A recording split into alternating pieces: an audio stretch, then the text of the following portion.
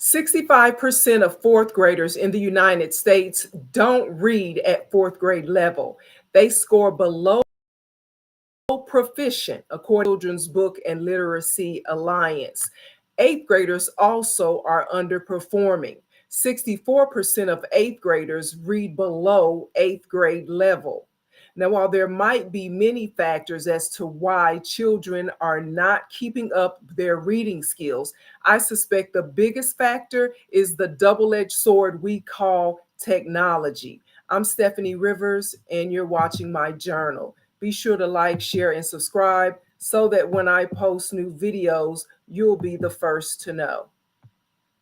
Now, while there might be many factors as to why children are not keeping up their reading skills, I suspect the biggest factor is the double-edged sword called technology. Now, I don't have children, but I used to be a child. And here's what I remember about going to school. Before we could learn to read, we had to learn to spell. And after we learned to read, we had to comprehend what we read. Accomplishing one skill leads to the next skill. But have you tried to type a text message lately, or have you tried to type an email lately? I can't finish typing a word or completing a sentence without artificial intelligence anticipating what I want to communicate and finishing the word or sentence for me. Dang autocorrect, okay? It's annoying as hell for somebody like myself who already knows how to read, but it's not about me. It's about y'all's children and grandchildren out here who are using these smart devices all day long and who are robbed of the benefits of reasoning through basic skills without AI doing the work for them. If you want to comment in the chat, please do, because I'd love to hear your feedback on that. To most children, this is an easy way out right now. In the long run, though, their cursive writing, their spelling, their reading, and grammar go unchallenged. Now, what are you doing to make sure your family members are not joining the ranks of the illiterate? Do you require them to read a book every so often and write a report about what they learned? My mother did that. Do you check their homework for accuracy? My mother did that. Do they actually have homework? If a child is underperforming, the parent should be the first to know. Now, remember, it's best to lead by example. Do they see you reading books, or do they just see you watching TV and playing with apps on your phone while everybody in your household is getting dumber by the year? What's going on at your house? Or it seems that our society is focused more on visual and audio learning because of technology. And we look at webinars instead of attending classes with assigned textbooks. We watch YouTube videos for tutorials to learn skills, and we listen to audio books. Now, that means we spend less time actually reading books. The less time we spend spelling words and reading books, the more dependent we become on others to tell us what they think we should know. And that's not good, to depend on others with such regularity,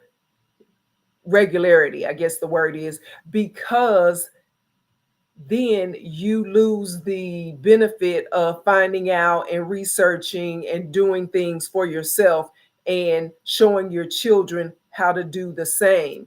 Now, that might explain, though, how millions of people accept the word of politicians as truth, even though there's plenty of information out there that allows us to fact check for ourselves what we've been told.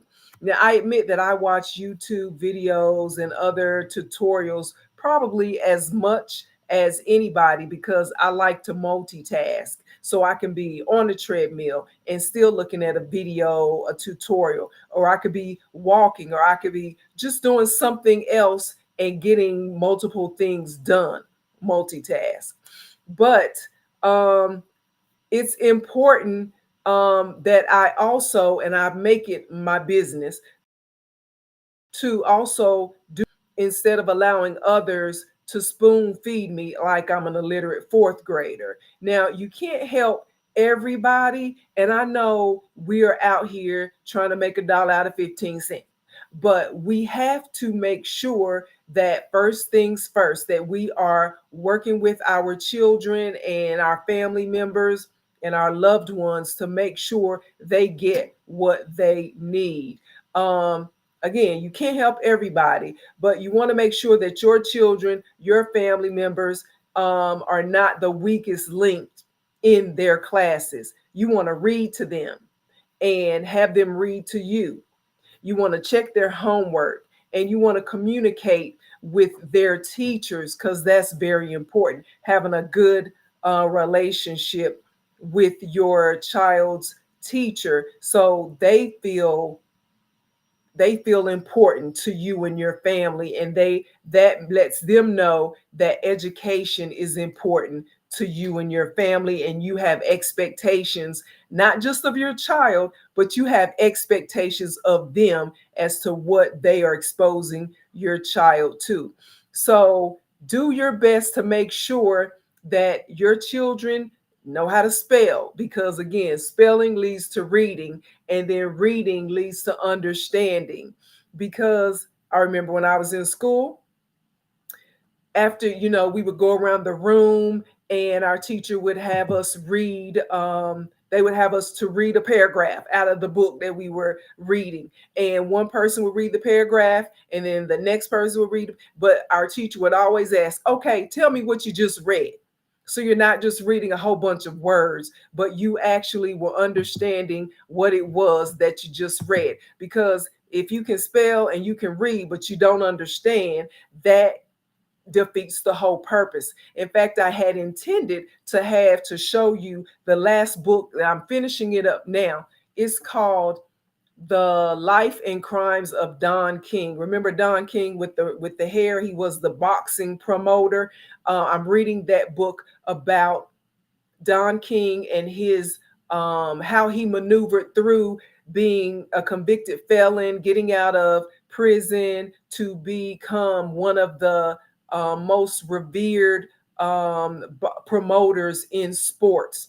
And essentially, though, the book was talking more about how some of the biggest name boxers that we know in sports were taken advantage of by Don King because they didn't understand contracts, or they didn't have a legal representation. And so they ended up getting taken advantage of by not understanding what they were putting themselves into, other than, I know how to box, and that's all they thought that mattered. I know how to box, I'm going to make a lot of money. But when you start signing contracts and putting your name on the line and obligating yourself to do certain things, then it's very important that you understand what it is that you are obligating yourself to do, and what other people are saying they are going to do and not do. And in this book, it just really showed that a lot of people barely knew how to read, that we might think of as great people. And not to say that you can't be great in a certain arena, no pun intended, but still need some guidance in another arena. So just understanding that, how important it is to learn how to read and understand, so that when you do start signing, putting your name on the dotted line and understanding what's going on, that you know, or at least have enough knowledge to understand that I don't quite get this. This isn't my forte, and I need to really have an attorney to look over something before I sign it. That's also important. Um, we want to do our best by our children and by our family members to help them to spell, to read, and to understand, because it doesn't get any easier than that. You got to know that before you can do anything else. To find out more about the things that I care about, you can go to the written version of my journal. That's at eurweb.com. Thanks so much and have a